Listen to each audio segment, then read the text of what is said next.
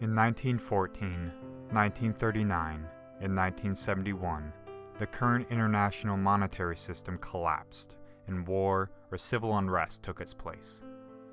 Now, a new collapse is rapidly approaching, which threatens financial warfare, severe deflation or hyperinflation, a market collapse, or simply chaos.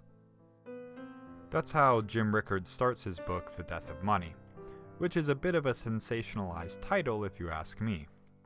After all, the death of money is really referring to the death of the dollar, which is really referring to the death of the current international monetary system, and by death he really means a severe loss of confidence which would lead to a new international monetary system. So maybe the book should be titled The Likely Severe Loss of Confidence of the Current International Monetary System and Its Likely Replacements and How You Can Protect Your Savings, by Jim Rickards. Just saying, Jim, if you need dope book titles, give me a call. Anyway, basically the book is about the US dollar's final days as the linchpin holding together the current international monetary system, what possible future monetary systems could take its place, and how to protect your savings during the likely chaotic transition. In order to understand why the current international monetary system might collapse, you have to understand the US dollar, because right now the US dollar is the linchpin holding everything together. And in order to understand the dollar, you need to understand the real state of the US economy. One of the reasons the US economy hasn't sped back up since 2008 is because our economy has structural issues.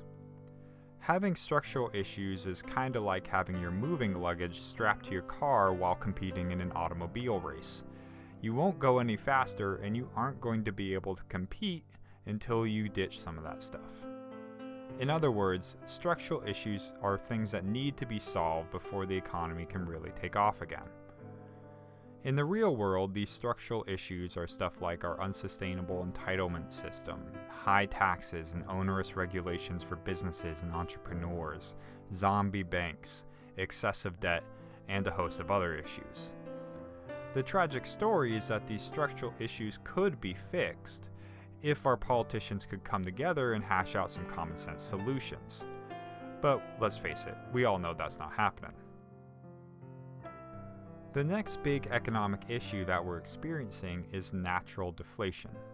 Now, you probably understand what inflation is, since that's what we're all used to. Inflation is a world where a gallon of gas was $1, is a couple of dollars, and will be a $5 in the future. That is to say, a world of rising prices. Well, with deflation, the general trend is the opposite. Things get cheaper over time, on average, in general, and all the other normal caveats.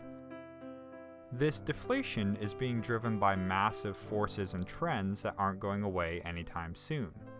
Things like billions of new workers coming online in emerging markets driving down the price of labor, to the baby boom generation selling their assets to raise cash for retirement, and technological breakthroughs that are lowering the cost of almost everything. The thing is, the Federal Reserve is terrified of a serious deflation taking hold, so they've put the pedal to the inflation metal to avoid it by lowering interest rates to under 1%, so it's cheaper to borrow, to just straight up printing cash. The reason the Federal Reserve is terrified of deflation is because deflation punishes those that are in debt, whereas inflation rewards those that are in debt. And since basically the entire world is in debt right now, a serious deflation could cause a wave of defaults and economic collapse. And while the Fed's low interest rates and currency printing have prevented a deflationary collapse, they haven't jump-started the economy because we have these structural issues. And of course, low interest rates and currency printing aren't without risks of their own, and I love the analogy Rickards uses to explain them. He asks us to imagine the US economy as a hospital patient. The patient needs some major operations in order to keep living a healthy life, what would be akin to fixing the structural issues with the US economy. However, our politicians are the patient's family members arguing over what the issues actually are, let alone how to fix them. Meanwhile, Dr. Federal Reserve walks in regularly and administers some morphine in the form of freshly printed cash so the patient doesn't feel the severe pain he's actually in. Looking onward is every major country and major player around the world saying, how much more morphine can they give the economy before they kill them? Of course, the problem is the Fed can't keep doing this forever. Eventually, you'll have a loss of confidence and the current international monetary system could collapse. In addition to these domestic economic problems, we also have international stresses on the dollar. Oil-producing nations like the Gulf Cooperation Council and emerging markets like the BRICS are frustrated that their dollar reserves are losing value thanks to the Fed's currency printing and looking for ways to turn the tables. Other major players, most notably Russia and China, are acquiring gold to strengthen their resilience against the US dollar collapse. Ultimately, the trigger for a collapse of the US dollar, and so the current international monetary system, could be any number of things. From the price of gold spiking, a market collapse due to the complex nature of our financial sector, or because a rival nation decided to wage financial war on the United States, to the Chinese economy faltering, to the market finally viewing the US debt as unsustainable. The exact trigger is largely unimportant.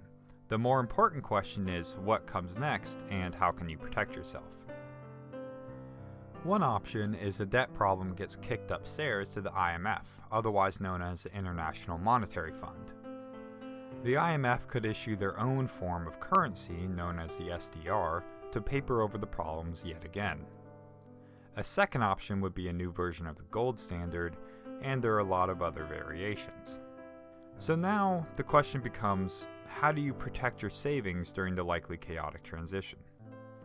Well, Jim Rickards recommends a few things: gold, museum quality art, land, alternative funds, and cash. He recommends each of them because they have, quote, stood the test of time in periods of social disorder from the 30 Years' War to the Third Reich, end quote. But there you have it.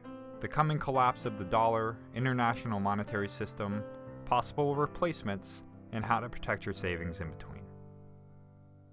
Hey guys, it's Nick. So Jim Rickards' book, The Death of Money, of course covers the threats to the dollar's hegemony, but also has a lot more information than I could hope to cover in this video, including my favorite chapter on financial warfare. It's been a couple of years since the book came out, so if you haven't read it, I'd recommend you check it out. If you use my Amazon affiliate link below to buy the book, I get a little kickback, which enables me to make more awesome videos for you guys. And if you like books on history, economics, or big ideas, then let me send you an email when I post a new video, or by subscribing to my YouTube channel. I'll see you guys.